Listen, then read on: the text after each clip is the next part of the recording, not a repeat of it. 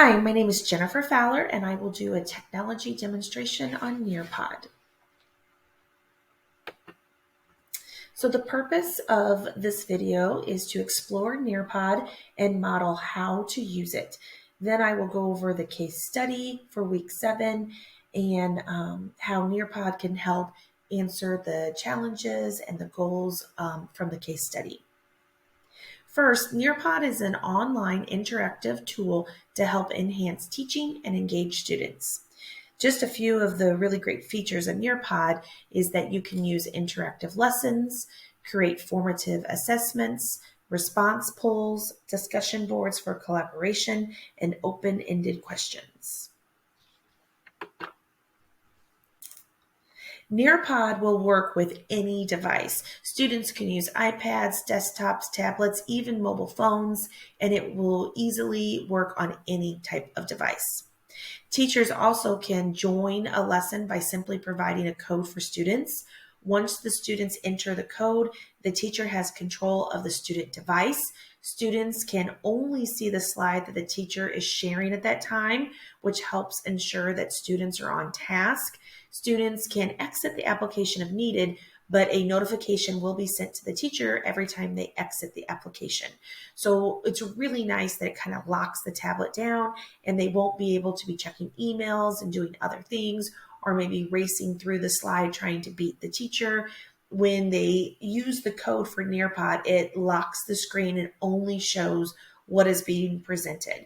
And to kind of show you what the code looks like at the top of this page right here, this is the code for my lesson.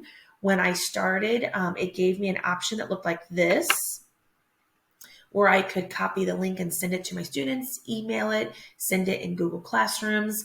I could send it out very easily that way, but also during the entire lesson, you'll see up at the very top, the code stays there. So if anyone would happen to get kicked off at any time, they can log back in just using that code. Students can take notes on the slides to help explain their thinking. When using the drawing tool, students can even submit their work to the teacher. Teachers can create polls or quizzes right in the presentation. Nearpod will grade and organize all the information that is submitted. To kind of show you what it looks like, if you just click the button at the bottom, I can now click the highlighter, pick whatever color I would like, also change the thickness or how small the highlighter is. If there's something I really want to remember, a student could then highlight the area that they wanted to remember, or by using the pen, they could maybe circle some important information that they don't want to forget later. So right there. The cost for Nearpod, if you do a silver plan, it is free. The gold plan is $159 a year. The platinum plan is $397 per year. This program right now that I am using is called the Premium Plus version. It is for schools and districts, and really the price varies depending on the size of your district. If you have a very large district, they will give you the license for each individual person at a much lower rate than this $397. If you could get your district to agree to purchase it, you will save a lot of money, and that would definitely be your best bet. When a student is finished, they can just delete that slide if they want to. Are you sure you want to erase it? Or they would be able to submit it if they wanted to. So then, looking at lessons, Nearpod has already created thousands of pre-made lessons, and they are available to all of their users. You can choose to share the lesson exactly how it is in the library, or if you want to just modify some of the slides that are created so that way it better fits in with your teaching style or with student needs, you can do that too. Many of the lessons are completely free, but some do require a purchase, and it kind of depends on if you are a platinum member or if you're just a silver member. Teachers can also upload their own personal previously created PowerPoints, PDFs, Google Slides into Nearpod, and then edit them to add the special features. That is actually how I did today's lesson. I created a PowerPoint just in the old traditional PowerPoint style. I was very easily able to upload it into Nearpod, and then I just added some extra slides and some extra interactive tools into some of the slides, and we'll see them as we go ahead. Teachers can also just choose to create a brand new slide right here in the program. So let me kind of model for you how you can do this. So I'm going to click on my other Nearpod tab. This is kind of the home page. They call this the Nearpod library over here. So if you wanted to search the library, you would just click Nearpod library. Then they already have many things on this main screen here that are made kind of popular right now, because some of their featured topics. You can also search by grade level, specific subjects, content types, publishers, or maybe the premium content that costs a little bit more money, or if you have a premium account, it would be for free for you. So up here, I'm going to go ahead and type in famous artists in the 1960s. That kind of goes along with the case study that we'll be doing later. And as you can see, there's all kinds of different slides and PowerPoints that are already created. So one that I thought I might click on for this lesson today is do a preview of this one. So this is a completely free lesson that has already been put together by Nearpod. This is just the preview one. But you can see here they have very nice graphics. It talks about what the students are going to learn. I did browse through many lessons, and they're all kind of organized like this. What are the students going to learn? And then later on, it shows what the objective is of the day.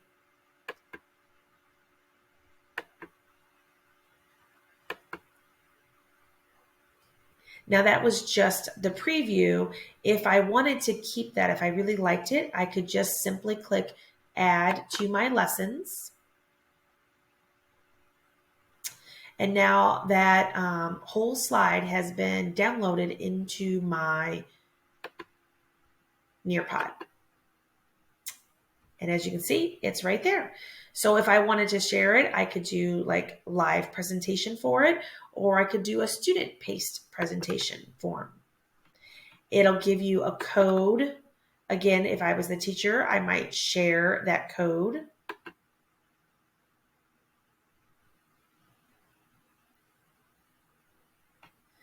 As you can see, only one person had logged into it so far. That was me. So this is actually what the students will see on their devices. They all have an essential question at the beginning and learning objectives at the beginning. Now, as I'm going through, students cannot pass me if I am in live presentation mode. If I am in self-paced mode, then students can work at their own pace.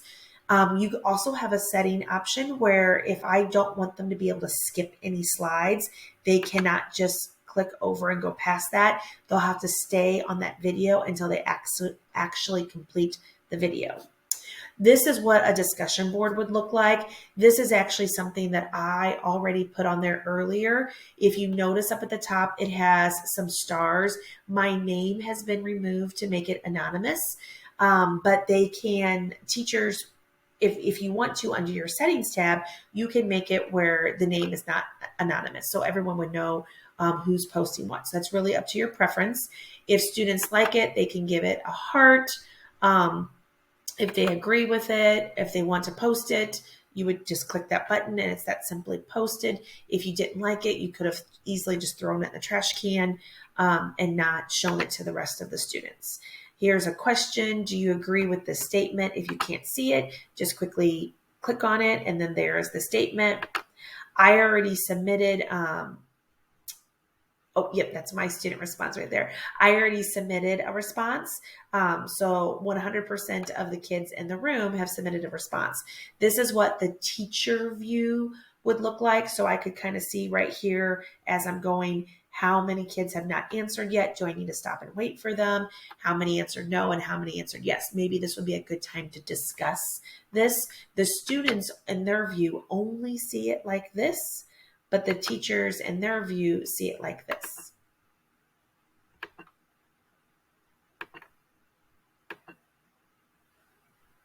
So again, when you are in the self-paced mode, you can skip through very quickly like this.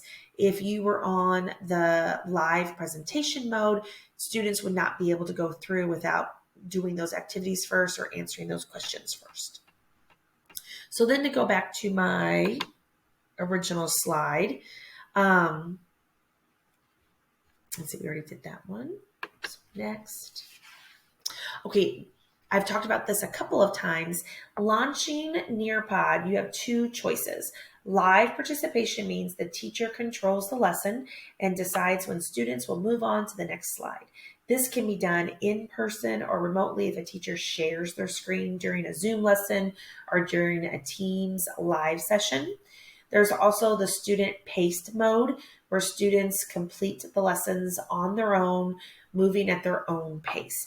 And like I said, there is a couple of settings that you can click where you can limit the students jumping ahead.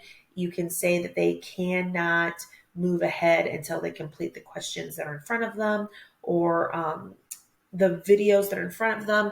You can limit it so that way they really are kind of forced to do all of the slides like they should be doing. So for setup, this is the directions on how to set up your own Nearpod lessons. So I'm just going to kind of walk through that right now. We're going to go to Nearpod. Let me open a new tab.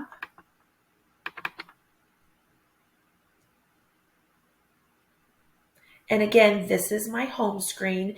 They call it the Nearpod library screen. So you're going to go to the My Library screen. You're going to click Create. And then we're going to create a lesson.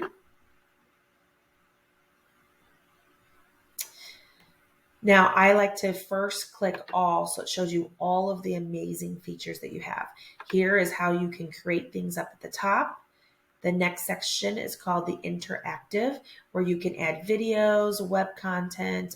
There's all kinds of different interactive things you can add. Here are the quizzes and the games that Nearpod has available for you. And then there's different ways that you can have discussions and let students collaborate. So if you want the simplest option, you're just going to create a slide and then you click Add. There you go. It is just that simple. Now you can click on the theme that maybe you want your slides to look like. You can choose different types of layouts. You can add your own text box if you don't like where the text boxes are in the layouts. I always like this where I can go back and undo something I just did if I didn't like it. You can very easily add images. It's just that simple. You can change the background. I really like you can add your own personal videos, even audios and pictures and animated GIFs. When you are finished, you're going to click Save.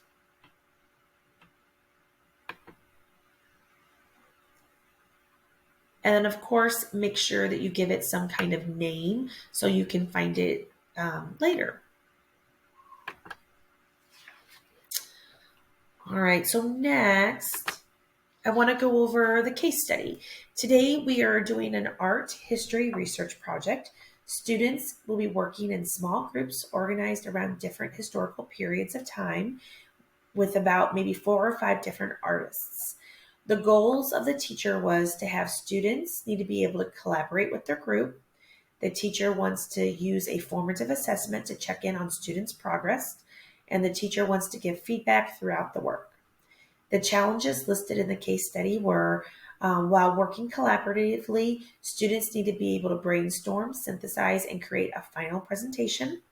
The teacher needs to assess who contributed what part to the project, and the teacher wants the final project to be viewable and shareable to all students. All of these things can be easily achieved through Nearpod. So the first thing I wanted to talk about was the collaborative boards. Nearpod has an amazing tool called Collaborative Boards, and it allows students to share their ideas. Students today often prefer to comment using a digital platform. Using technology to support discussions often helps the students feel confidence, and it actually increases their participation in class. Students can make responses anonymously to other students, but everything is tracked privately in the teacher account. Students can provide feedback to others using a heart symbol as demonstrated earlier. If you have a Premium Plus account, students can also comment on each other's posts. Students can participate using text images, audio responses, video responses, and even GIFs. Students can combine and edit their ideas using this feature. Everything can be easily tracked in the teacher account to see how much participation the students have done. So kind of show you, I inserted a discussion board right here. Students can easily share their thoughts here at the bottom of the page in this white box. They can type in whatever they're thinking. They can also even, right here, they can insert some pictures or some images that they have found. They can do a video recording to put up there. They can just do a sound only recording, but very easily they would just tack on their ideas onto this paper. And as demonstrated earlier, other students can like it and give like hearts to it. And this can either stay anonymous, or if the teacher wants to turn on names, it can be something that other students can see. So next, the formative assessments. Nearpod offers 9 different types of formative assessments. There is a drag and drop, where students drag words and images onto the background that is created by the teacher. There's a draw it, where students can draw, highlight, type, and even add pictures. There is an open-ended question. Students can respond to teacher questions.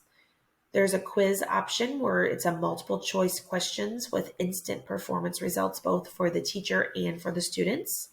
There's a poll feature where you can find student opinions, check for understanding, and even provoke different discussions. The collaborative board, which was just modeled, is where students can share their ideas. There is a fill in the blank activity that allows students to place words into certain blanks. Matching pairs, you can either maybe have students like match the text to the picture that means that, or it can be a text to text match. And time to climb, it's an interactive game that I think kids would really enjoy. So this right here is an example of what an open-ended question might look like. Name 3 different artists that you have started to research and attach an image of their work below. And so in the box, the students would be able to write a response to that.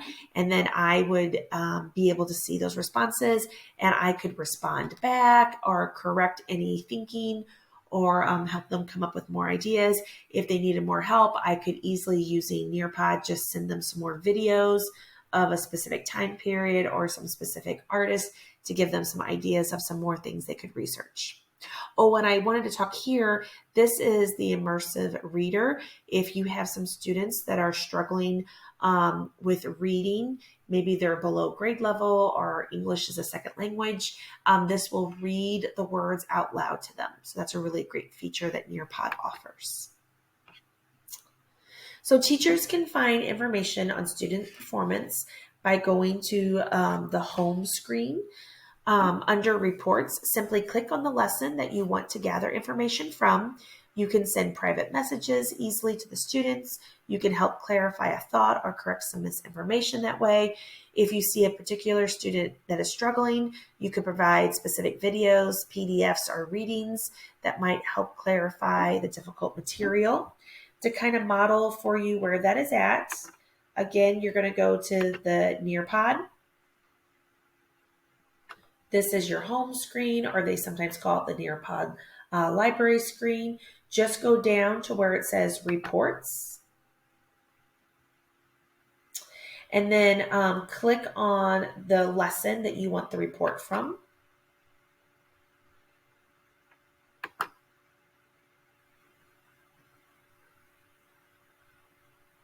And this is what the report would look like. I can see right here that this person took this test. They only completed 17% of the slideshows. They took a poll, and I can click to see what the answer was. There's the question and how that person answered. Go back. There it is.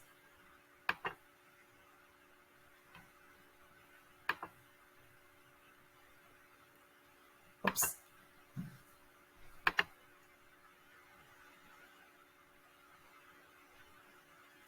So when you're in this screen, you can see there's the student that took the quiz, or took, on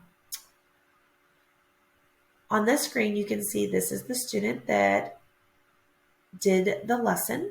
They only did 17% of the lesson. They did answer the poll question.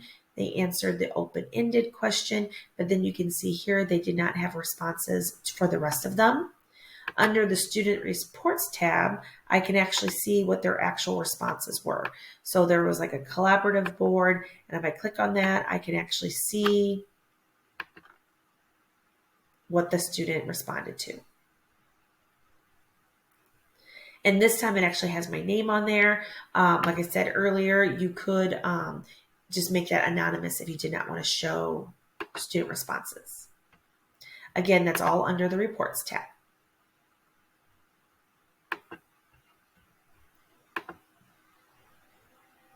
All right, something else that I thought was really cool was Nearpod has a VR screen.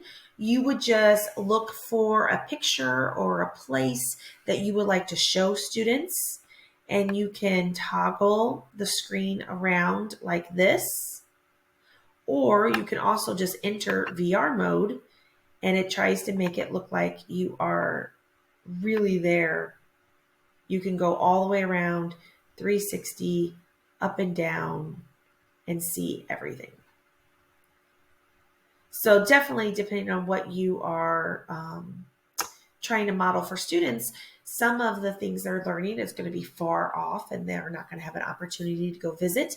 So the VR mode I thought was very cool to really help enhance student learning. So in closing, Nearpod is able to cover all the goals and challenges from our case study. With the use of the collaborative board, students can brainstorm, synthesize, and even present their work. There are 9 different assessment tools available to check student progress and understanding. Feedback can be easily given by just looking at the Student Reports tab. Nearpod will document who submitted questions and answers to the discussion boards. The teacher can make answers anonymous with just the click of a button. Nearpod is affordable, simple to use, and offers a variety of engaging, interactive activities that will make presentation that will take your presentation to the next level. Thank you.